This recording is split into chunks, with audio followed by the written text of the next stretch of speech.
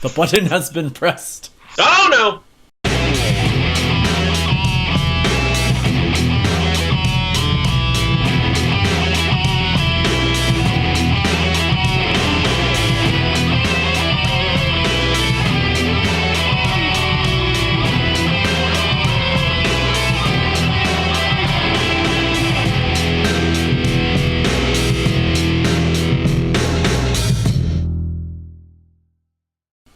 And it's daytime, although you can't tell.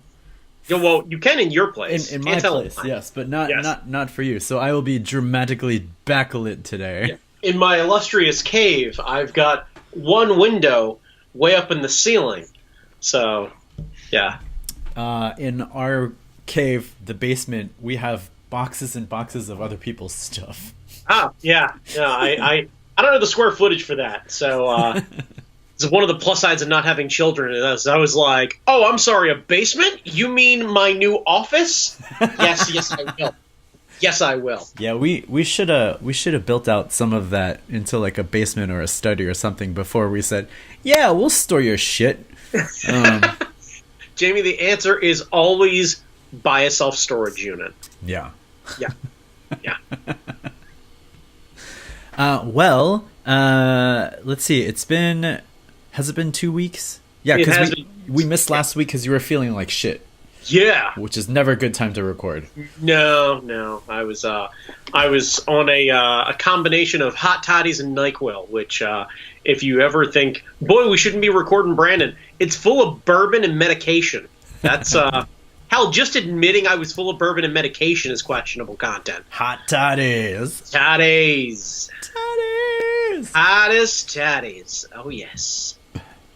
All right, so what have you been geeking on, Brandon Chalmers? Vacation is what I've been geeking on. I am off work right now, and Jamie Noguchi, believe it or not, I spent yesterday doing a whole lot of nothing, which is super weird for me. Like, to give you an idea of the comparison of the 2 days. Yesterday, I sat around. I decided to add HBO to my Hulu plan for a week or two so that I can catch up on Game of Thrones and a few other things. So I watched an entire season of Game of Thrones.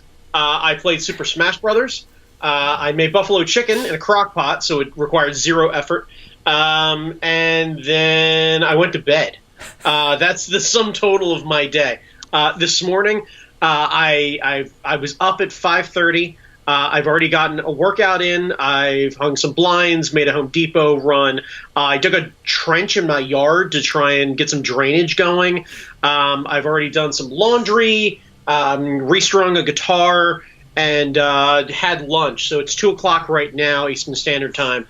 I've got a laundry list of things to do before the wife gets home. But yeah, so that's super duper fun. So what you're saying is there's still time for you to drive down here so we can make a run to Iron Age. Sir, we have to we need to either pick one of us up and move one of us closer. Your vicinity to the nation's capital means that there's a butter window of traffic, which is about, I don't know, 11:15 to 11:45 when I won't hit bumper-to-bumper traffic going either direction. I mean, now's pretty good. You can make it down here and we can eat all of it. Yeah, and then I've got no other plans except to sit around till about 8 o'clock. Yeah. Yeah. This is that's when we go for round 2. Yeah, seriously. Yeah, no, unfortunately, that's not on the menu. We'll see what Thursday brings. Tomorrow I found out that I get to go into work on a vacation day and have meetings. Oh boy, that sounds very positive. Yeah, super excited, and then was told that, oh yeah, by the way, there's a mandatory Christmas party right after your meeting. That doesn't sound much like a party. Right, literally, like, I'm trying to figure out, like, one of the perks that I have at my job, and I'm not going to say the name of my company or anything else like that, but one of the perks that I have at my job is we have an on-site gym, which is pretty rad, if I'm honest. But my original plan was like, I'll go in a little early before the meeting, button up anything that may be hanging out there, go to my meeting, sit in my meeting for like an hour, deal with whatever that is, and then go to the gym. And I was like, this will be perfect. I'll get all this stuff done, and then I'll start feeling good about myself because I've been doing 2-a-days. Like, I got another that's not true. Yesterday I did hit the gym twice. Wow. Yeah. Having a bike and some free weights in my office means that I can basically get on when I'm sitting there watching Game of Thrones. So it was literally like middle afternoon. I was like, you're being a complete lard ass. You should at least be like, if you're going to tear through this season, at least don't be so fat. Like, I'm just really proud of myself because I was like, well, you didn't order a pizza or are eating nachos or any sort of other thing. And it's like, you can still be on the bike if you want to. Oh, like, man, I wish everyone was still playing Destiny, because you could be riding the bike while grinding like Meat Shield or something like that. Yeah. I wish everyone else was playing Destiny too. But all of you abandoned me, so I stopped playing. So then I went and bought Smash Brothers, and now I'm debating whether or not I want to give up my friend code because I don't know if I actually want to play with anybody. Shit. I'm into a goddamn hermit. See, I don't know. I'm very sad that the clan just disappeared. It's because Destiny 2 doesn't have the drawing power that Destiny had. And even with the revamp or whatever it is, or the expansion, which is real good, honestly, it just didn't have enough to bring people back. Like, you burned the gamers, they moved on. Yeah. Like, there's no turning back for gamers. And I miss that, because like I miss struggling through a raid. It's like getting a D&D group together, you know. Are you available this hour? No. Are you available this hour? No. Are you available this hour? Yes. All right, we're playing the raid. I don't care if we get through it. We're just going to play it. Yeah, but it's not that way anymore, and now the only people who are left are kind of the super hardcores, and to my understanding, they all moved to PC, and frankly, like, the game's expensive enough. I don't have the money to just throw down on all of that hardware needed to really have a competitive rig. Yeah. Like, because you're talking, what, 3 times the cost of a console? I think so. Like, I never spec'd it out, because I play on PC, but I have like there's an emulator for the Mac where NVIDIA, I think you log in through their system, and NVIDIA takes care of all the graphics processing and all that kind of stuff. So you could play PC on your Mac, I guess. But yeah, speccing out a new machine is not cheap. No, and that's the thing, is like, I can pick up I could have Black Friday picked up a PS4 for $200 and picked up the game and the content and still be in for under $350 with tax. Like, that's super doable, but that's not the case with the PC. Like, I don't have $1,000 to play on video games. I don't. Yeah. And more importantly, I don't think I would, even if I did. Yeah. I think I don't know if I'm officially at that age or at that interest level, or the microtransaction thing has completely turned me off of video games. Like, I just bought a thing, and it was a thing. Yeah. And if you wanted to buy DLC of like an expansion, fine. That was a lump sum, and then you were good. Well, yeah, and the only other reason to build a PC is if you're using it for work, and you don't work on your computer. Like, that would require high-end graphics processing. Right, yeah, I don't have that need. Yeah. Yeah, it's... Yeah. You know, so in turn, I do miss playing with other people. It was why it was kind of nice when Overwatch was hot for a bit, and it was like, oh yeah, we can all drop in. Everyone's of kind of equal capability, at least as far as like character. Yeah. And it was like the only thing that was exclusive was like the skins. So it was just about how good were you. Yeah. And there was a catch-22 of like, I kind of burned myself out a little bit on it, but it was really nice to just be able to, like, on a Thursday, group message like 6 people and be like, hey, are we playing? And just, 5 of them show up, and then we just tear in, and then when one of us wants to drop out, cool. But like, I did really enjoy that, but I don't know. Like, I don't know if there are any other games like that. I'll pick back up into video games when a new Borderlands comes out. I assume there's another one coming out. There always seems to be talk about another one coming out. It's the only franchise that like has not burned me to the point where I'm like, I'll keep coming back. Like, I picked up the new Smash Brothers, and I'm not in love with the controls, and I can't figure out if it's just my inexperience or whatever it is, but like something doesn't quite translate. And I don't know if it's just that the controls are so goddamn far apart. Yeah. And I need to like put it on my TV. But video games have become such a like passive thing for me now. It's like, yeah, I play them while something else is on TV or something. I think Anthem is the BioWare version of Destiny. I think that's coming out. It looks cool. I don't know. Yeah, I don't know. Yeah, I don't know. I think I've all but gotten burned. Like, I think the only way that I would end up really diving hardcore back into video games is if I decided to buy myself like a simulator racing rig or something like that, where like I got multiple monitors on my desk and the wheel and the chair and the whole nine, and like decided this was how I was going to enjoy having fun things rather than like buying a project car or something like that. I would buy a project like racing sim rig for my computer or for my PS3 or what, like whatever that thing would be, and then go and do it that way. I could see me very much doing that. I still don't know if that's going to be a smart move for me, because I understand that like I can burn myself out on that, and more importantly, like I'm still stuck in my basement at that point. If I actually buy a project car, I'll go to things. Yes, but with Forza, you can customize your car and you can put weird decals on the side. Well, I know. I've got Forza already. That's not the problem here. The problem is I've got Forza already and I don't play it. I know if I had a VW beach buggy in the back, I'd be out there freezing my tits off right now, changing shit in it. And the thing would be air-cooled, so there'd be like 2 fluids to go in the thing, and it'd be dumber than hell, and I'd be having fucking goggles and the ear flaps and the whole nine.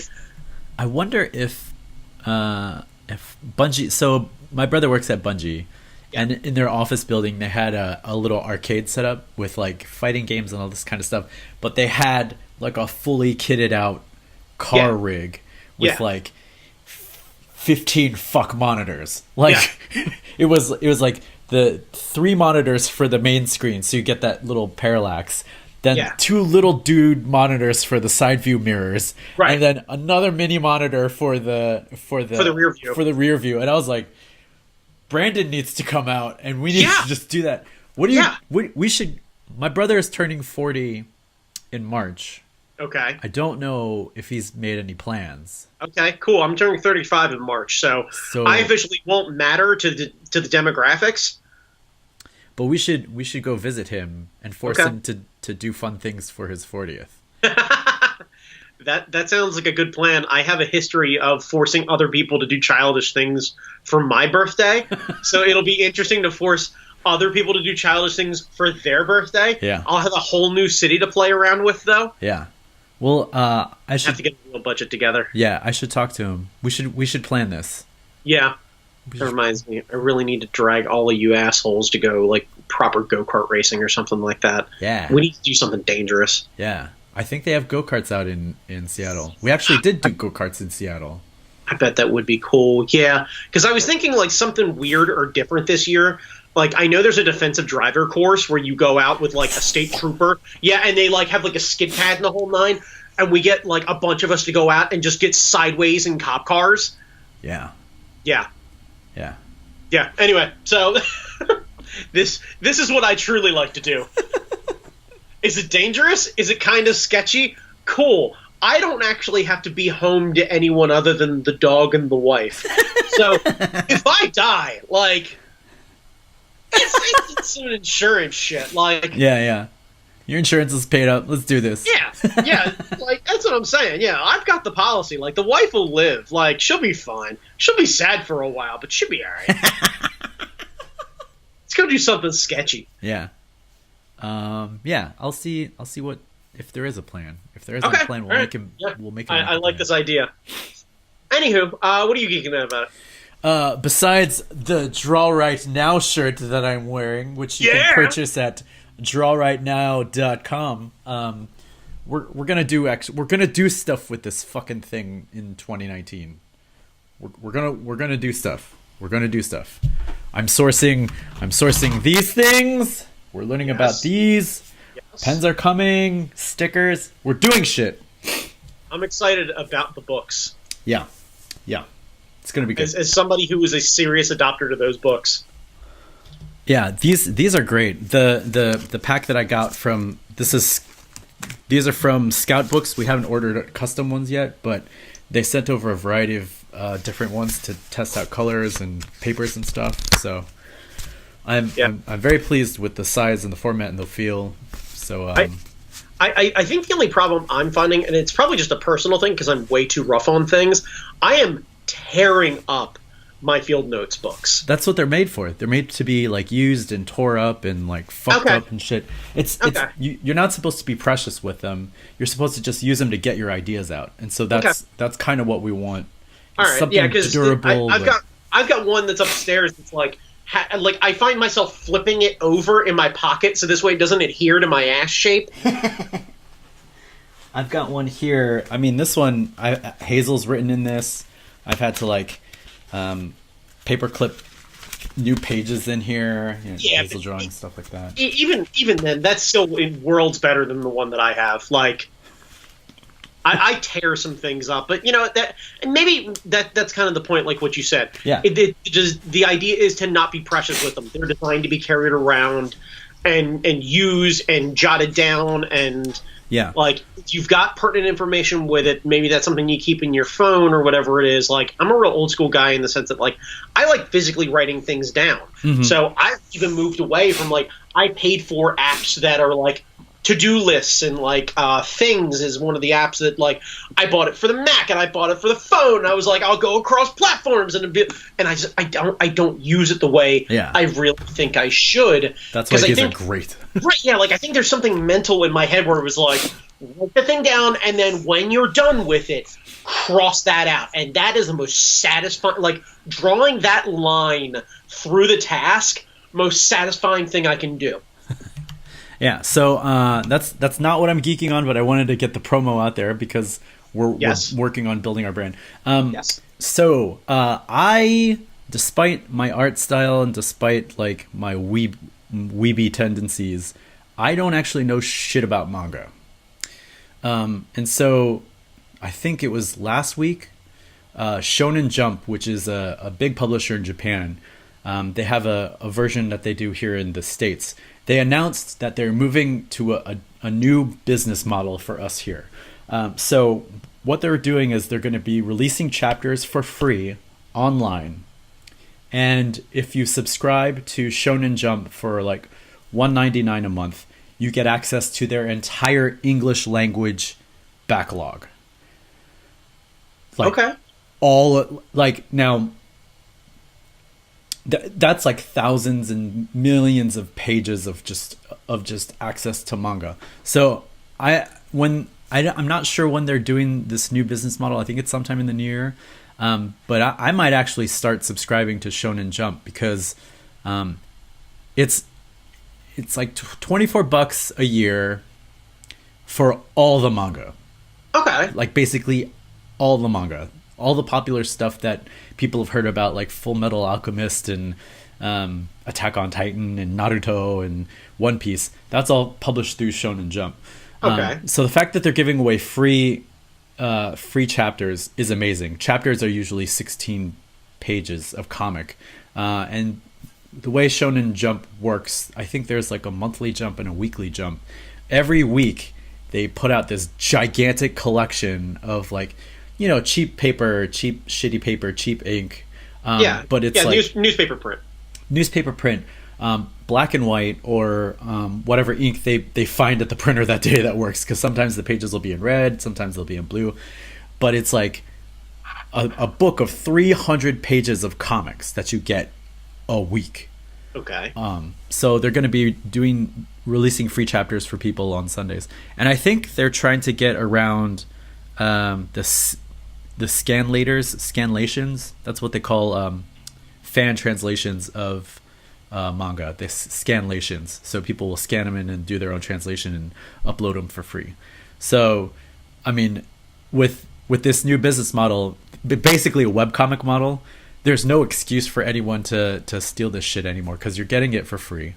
And the money helps support the illustrators back in Japan. So like, if you can't afford $1.99 a month, you at least get access to all these free chapters. Right. That makes sense.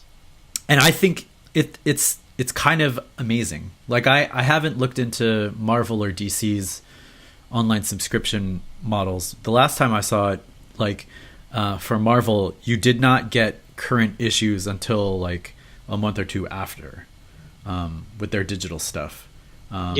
So I don't know what the equivalent here is, because when they did that, I was like, that's not how you win over digital readers. You gotta give them the new shit when it comes out. No, yeah, but that's also how you cut off your nose to all of the print readers. Like there has to be some sort of exclusivity of paper comics. Otherwise, they're doing away with their entire business model. You become Netflix, who ends up with this DVD library that nobody knows the fuck. Honestly, you know what? That's a real question. What the fuck did they do with all their DVDs? Oh. Do they still offer a DVD model? Hang on a second. Yes, they do. My parents get the DVDs. Damn. Yeah, my parents. Wow. They just saw Ready Player One, and I scoffed at them. Yeah. Yeah. You're damn right. Yeah. But yeah, means that they're watching movies that aren't actually on the digital service. Yeah. Are your parents smarter than the rest of us? I don't know. They have a Netflix subscription, like Netflix, but they also get the discs too. So, because I think the disc subscription is more expensive. Yeah, that's always been the case. Yeah, so I guess they get some movies that aren't on the digital version. Interesting. It didn't even occur to me anymore that was still a thing. But like, of course, it's still a thing. But yeah, huh? Yeah. Huh. Anyway, I wonder if that's how they get around. I mean, I assume they would then have basically everything, right? I mean, I think so. Because it shouldn't matter what their streaming licensing deal would be. They should be buying copies of all new movies and have access to them. Yeah, they still have to buy those. They still have to buy the discs. Right. And if it's like libraries, the rental discs are way more expensive than the regular discs. Oh, because they're more robust. Yeah, like I think the library copies of books, they get charged a premium for some reason. I think that's how it works. I could be making this up. It's probably a licensing thing. They probably because you're basically taking money away from the company, yada yada yada. Yeah. Yeah, like I assume they're not sending a kid to a Best Buy and having him buy up 24 copies of Ready Player One. Yeah. And then just fucking sending them out of their warehouse. Like. Yeah. But yeah, so I'm interested to see this model. It's very much a webcomic model with like a subscription service on the back end, and the Shonen Jump catalog is massive. And they haven't translated everything, but their English library, their English language library is like bajillions of pages. So I do want to ask a question. Yeah. When are you going to read this? That's another good question. Like, I'm not arguing the idea that this is a good business model, a cool way to check out manga, like a way for people maybe like myself who have tried it. God forbid if I had more time, I'd ask the same question of myself that I ask of you. But like, if I happen to have the time or I was looking to get into it, like that's a great way. Whether or not I want to have a paper library to hang on to those sort of things and go back and look at them and display them and what have you that goes with fandom. But like, when? That's a good question, and I would have said on my morning commute into the office, but I don't have a morning commute into the office most days. Right. I mean, even when you do, you're not going to be reading that on your phone. I mean, you don't have an iPad, do you? No, I don't have an iPad. So you're talking about potentially a tablet, and also it would need basically streaming capability unless there's a download option. I think you can. I think the app lets you download for offline reading. So I don't know. That's a good question. I like the idea of having access to all these comics. Yes, I wholeheartedly agree with you. I question the practicality, much like with e-readers and stuff like that. Like, I question the practicality on a day-to-day use. I think the idea of the thing is really cool. Like, I remember working at Penguin Random House, the big book publisher and distributor and everything. Like, and I remember working there when e-readers were like starting to be on the decline, and I remember hearing all of these like distributors talking with places like wherever it is, and they're like, "Yeah, we don't know how much longer we're going to be doing business with you with e-readers, yada yada yada." And I'm like, "Yeah, okay, whatever. Wait till new 50 Shades book fucking comes out, and y'all are trying to keep that shit in stock." Like, you forget that soccer moms have no interest in reading softcore porn on an e-reader. They're not. They're just not. They want to be able to throw another book jacket on that bad boy. Nobody wants to see them squirming in their chair holding their nook. I mean, unless they're actually holding their nook. Yeah. I think if I had an iPad, I would find more opportunities to read stuff. Like if I go on vacation, or if we're flying to a con or something like that. Yeah. Or like right before I go to bed, then I'd have the pad there so I could read some manga and stuff, and then zonk out. So yeah, but yeah, that's a good point. Then you're talking a couple $100 investment, like even for an iPad Mini. That's true. Yeah, I don't know. Like I like the idea. I like the premise. I question who this is really for. Yeah. Like I love the idea of having the access to everything.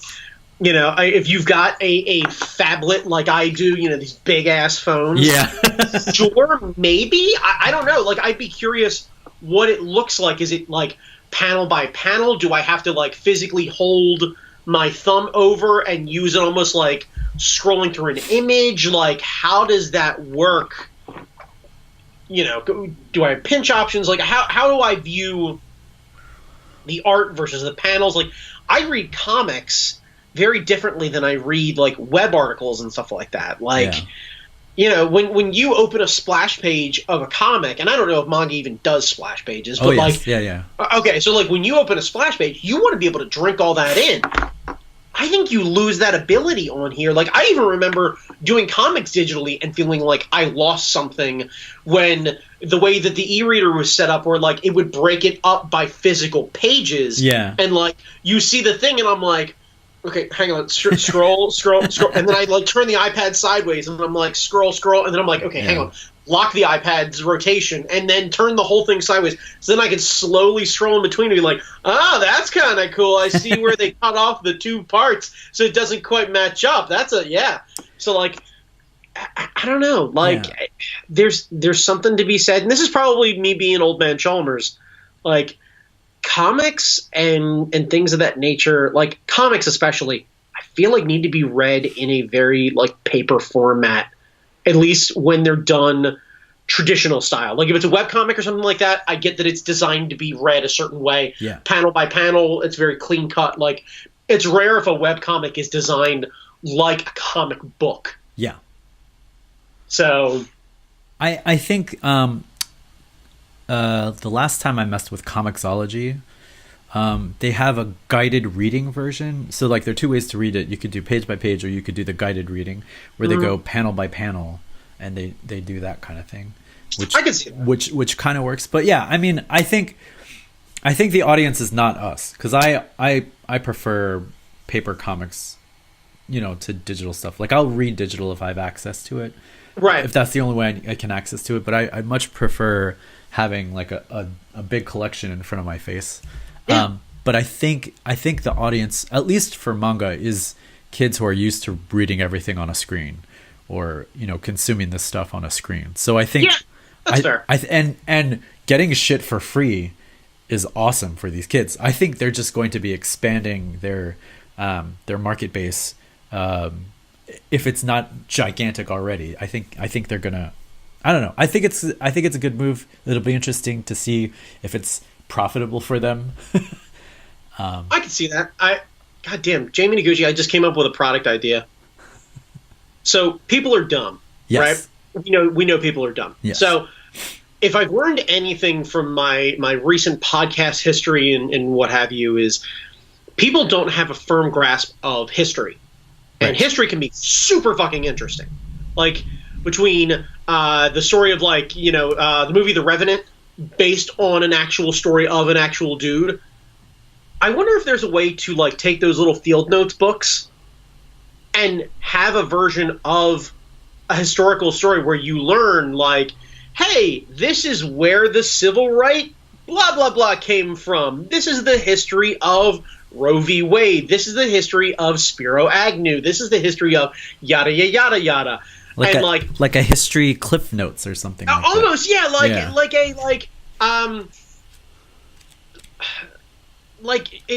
don't know if you want to call it like shit shift or something like that, but like the idea is like it can fit in your back pocket and you read it when you're on the crapper. So this way you're not on social media scrolling through Facebook or buying something. You're like flipping through whatever it is and you're like, wow, yeah. And like they're throwaway, they're done on like field notes papers. They're like, you can dog ear them, it's whatever, and like you just pick up where you left off and then you hand one off to somebody, you leave a bunch of them in the bathroom, whatever it is. Like, that's kind of a great idea. And you do it like a bulleted list, so it's easy to digest. Yeah, like even if it's not a bulleted list, almost like a compressed style story. Like, you basically come up with here's how many pages you have, here's your margins, here's the font size, and you start to figure out how to carve up a story. It has to be a two-parter, whatever. It has to be a two-parter, or you do like, I don't know, the history of the LAPD. One of my favorite podcasts, The Dollop. They broke it into 4 sections, 4 episodes. It was digestible. They're like an hour, hour and a half each. You basically you take that verbiage and you compress it down in a field notes book, and it was like the LAPD 18 whatever it is to 1901, 1901 to 1925, 25 to 65, 65 to now. And it's like you basically cover the most interesting shit however you want. Do you want to go back and read the entirety of the thing? You buy it in a 4-pack set. You want to hear about, Rodney King or whatever it is, you pick up the one from the 90s. Like, you just, like, that's the idea. We could do that right now. I'm just like... like, they do custom versions of these where you can have, here we go. Your, printed stuff in like, inside, so like you can customize it so you have oops, sorry, I dropped it on the mic. But we could do that right now.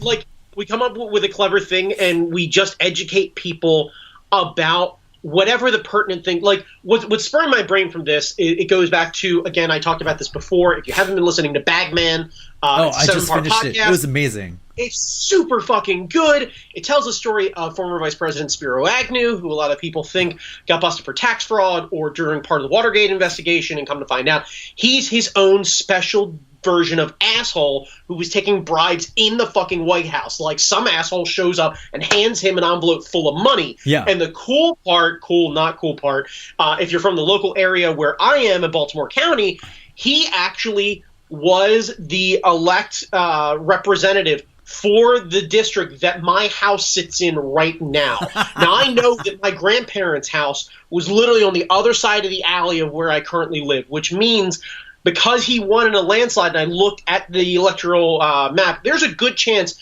that my grandparents voted for Spiro Agnew. Not only for county executive, not only for governor, but probably for vice president, probably twice. Oh. Right. But, like, so did most of the fucking country. The second time Nixon and Agnew were elected, it was a goddamn landslide. Yeah. Like, greatest political ass-kicking in history. And come to find out, while all this is happening, they're 2 fucking criminals. Like, that means every God-given American who saw this was like, hey, it makes sense. There's some things I like, some things I don't like. He's kind of a racist fuck, but things are kind of moving okay, so fuck it. We'll take what we can get, and we'll fight that battle later, yada, yada, yada. But, like, everybody fucking did it. I think, what is it, just Massachusetts, maybe, were the only ones who didn't go for Agnew-Nixon? Yeah. So, like, everybody's fucking guilty of this shit. I think maybe Bernie Sanders gets to be like the 10% of the 1% of the 10% of the 1% who gets to be like, fuck those guys, and I've been saying fuck those guys since I actually watched Fuck Those Guys. Like, that story is so good. Yeah, it was very engrossing. And, like, I really think you could do a compressed version of that where you talk about things like, and I know we're not allowed to talk negatively about the dead, but, like, you come to find out through this fucking podcast that the Bush president, Bush Sr., the one they just buried, tried to obstruct justice. Yeah. Like, well, he succeeded. Right. He almost did. Yeah. But, like, he tried to literally get the investigation shut down because he was the chair of the RNC. Like, I don't know if people know, like, everybody's like, oh, look at his dog, and I'm like, that guy's a fucking monster. Yeah. That pupper's adorable, but that guy's a fucking monster. Yeah, yeah. Like, how do we, and I know I'm going down a super political rabbit hole, but whatever. The idea is, I think there are stories that people should know the history of.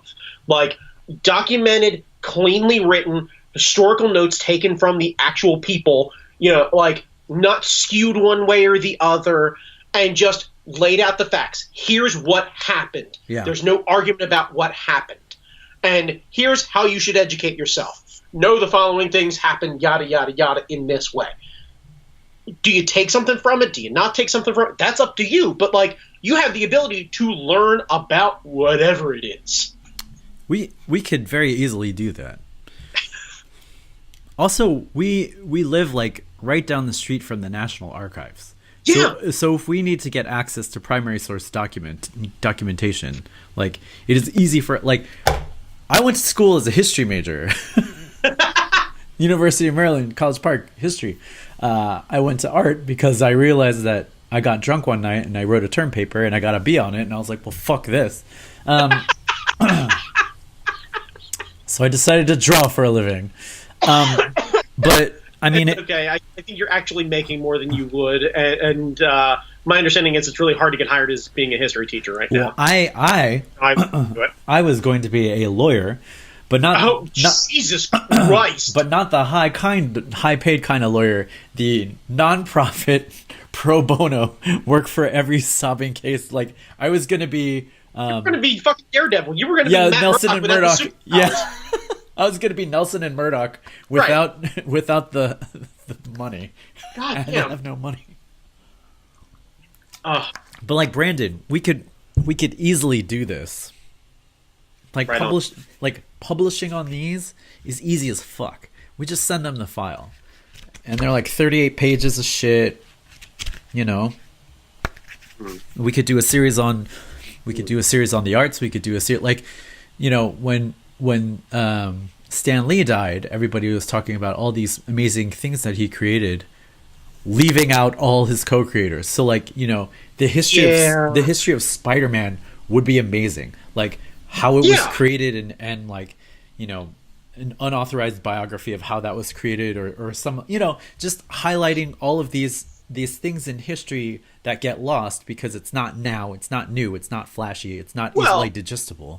Am I also mistaken in saying that Stan Lee wasn't always, like, comics super grandpa? Wasn't he kind of a noted dickhole? Yes. For a good while. Stan Lee's greatest power was promoting Stan Lee. Right.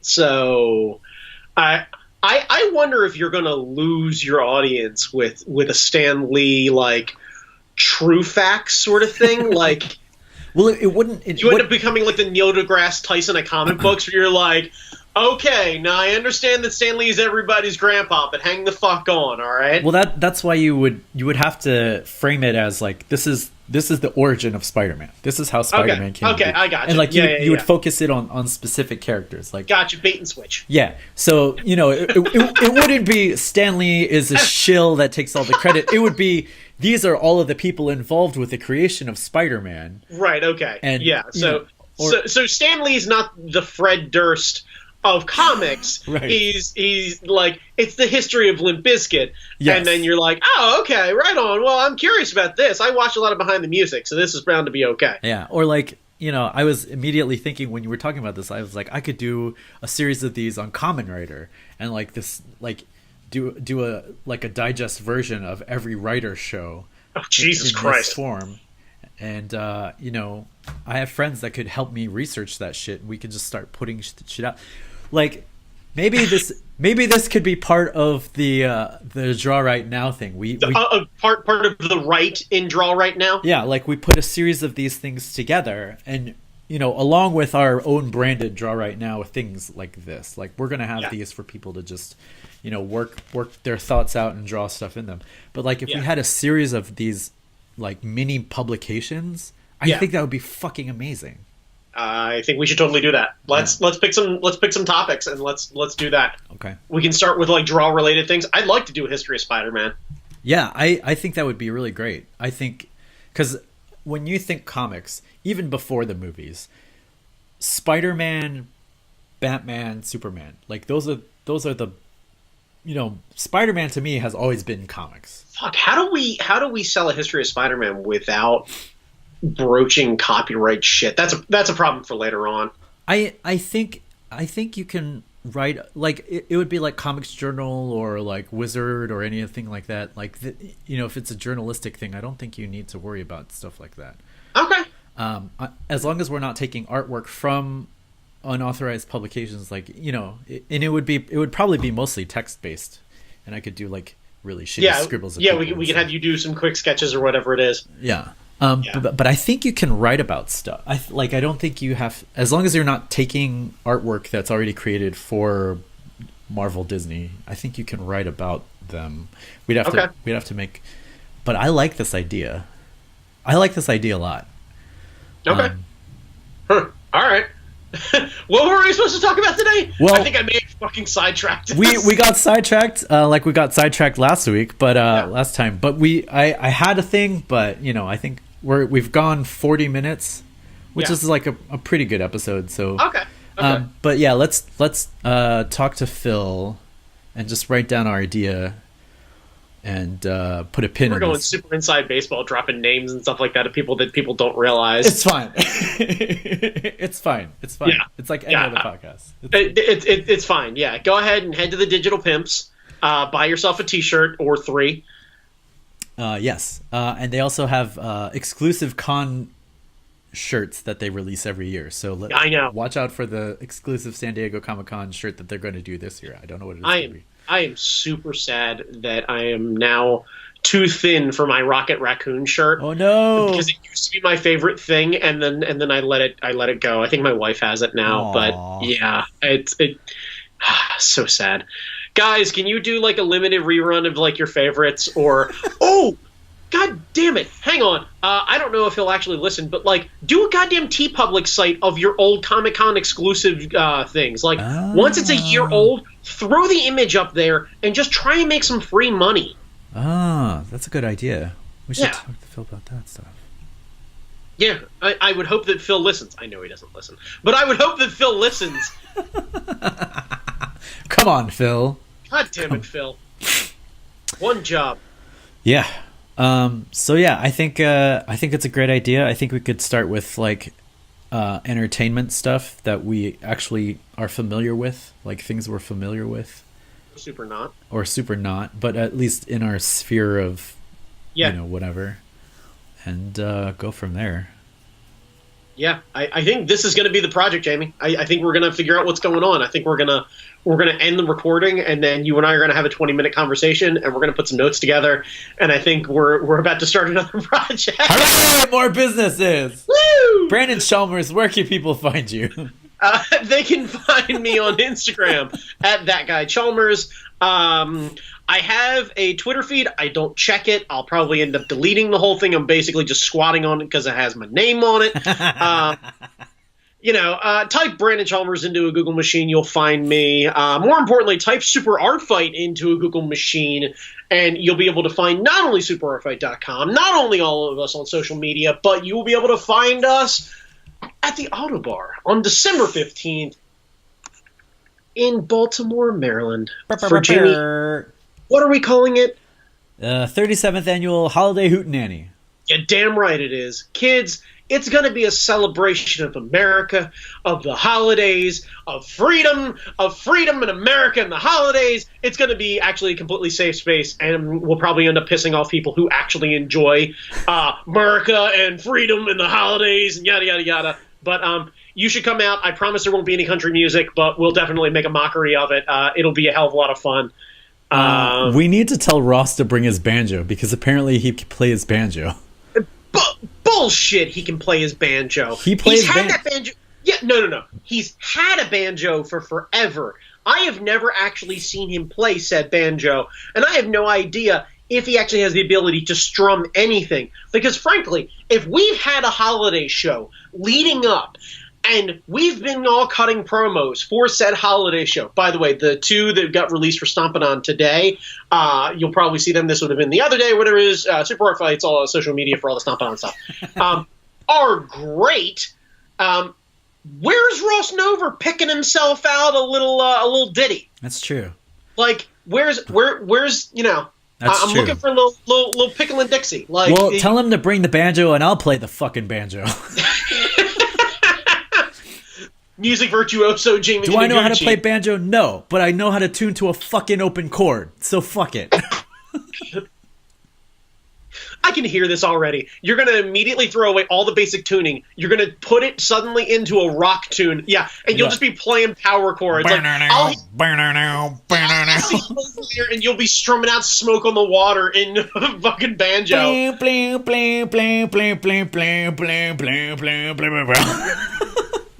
God damn it. Now all I want to hear is fucking Master of Puppets played on a banjo. I need to the YouTubes. I'm sure somebody's done it. Master, Yeah. puppets, pull our strings. Yes, God. Jamie Noguchi, you have no idea how much time I spent trying to book a bluegrass cover band for so many. The better part of 20 emails. I even reached out to some proper bluegrass bands to see if they'd be willing to do a cover list. No one responded to me. I got a fiddle upstairs. I'll fucking do it. God damn it. I'll fucking do it. I'll do it. I don't care. Let's do it.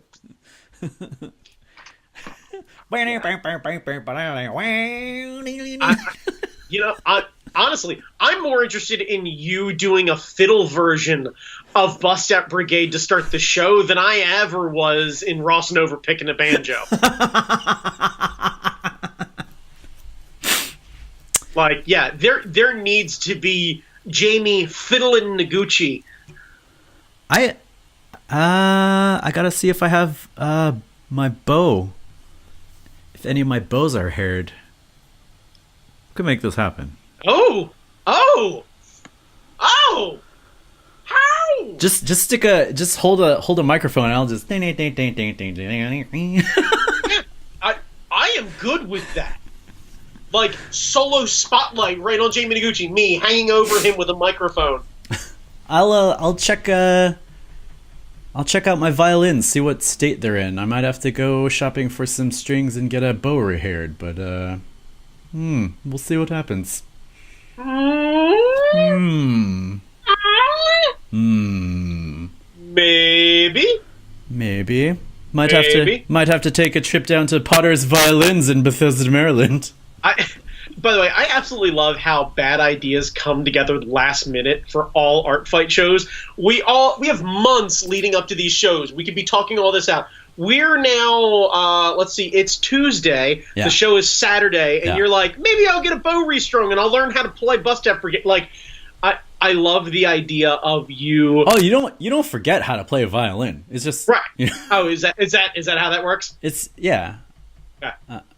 I may have forgotten how to read music, but I know how to put my fingers in the right place. Yeah, I definitely want to see this now. All right, I gotta go check on my instruments. Yeah, matter of fact, because I dug a trench, I actually need to go wash my overalls. Oh, okay. Yeah. All right. Yeah. I bought overalls for the show, kids. Been using them like crazy.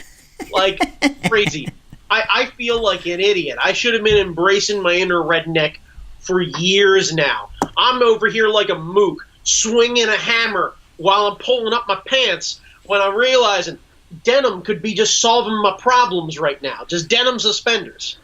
Man, I wonder... Maybe music and arts.